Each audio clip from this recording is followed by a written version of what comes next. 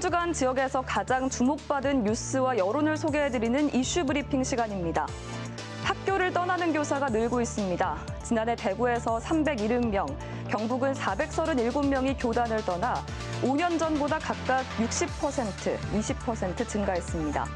매일신문은 담임 교체 문제를 취재했습니다. 지난해 전국 국공립 초중고 담임교사 200여 명이 학년 중 교체돼 4년 새 2배 넘게 증가했습니다.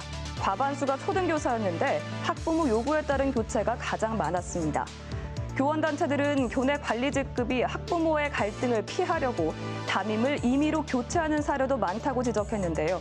현재 교장, 교감은 학부모 억지 민원을 전달하는 통로에 불과하다며 교권보호 역할이 구체적으로 부여돼야 한다는 한 교사의 의견을 제시했습니다. 경남신문은 사설을 통해 실질적인 교권보호 대책을 촉구했습니다. 지난해 서울 서희초 사건 이후 교원지휘법이 시행됐지만 오히려 침해 심의가 1,300여 건으로 늘었는데요.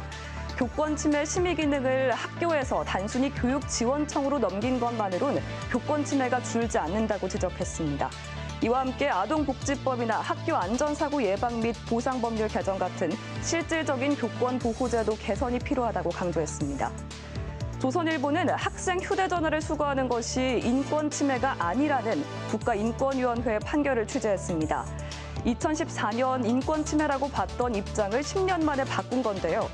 인권위는 휴대전화 사용으로 인한 불법 촬영 등의 교권 침해나 학습권 침해가 단순 수거로 인한 인권 침해보다 더 크다고 봤습니다.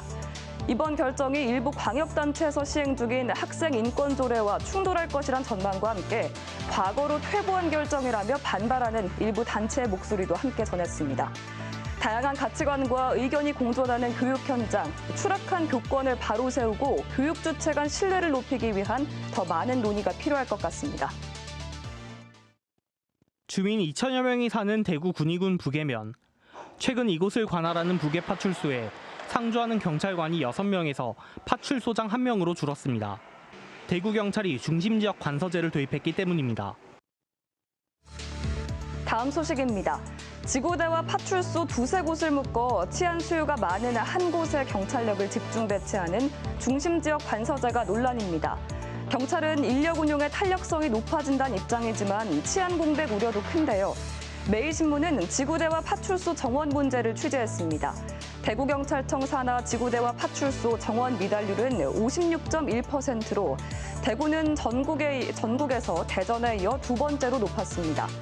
더불어민주당 이상식 의원은 2014년 대구 공산파출소와 100m 거리에서 여성이 교제폭력으로 사망한 사건, 2018년 영주파출소 1분 거리의 새마을금고에서 발생한 복면 강도 사건을 언급하며 파출소 인력이 1명만 더 있었어도 피해를 예방할 수 있었다고 지적했는데요.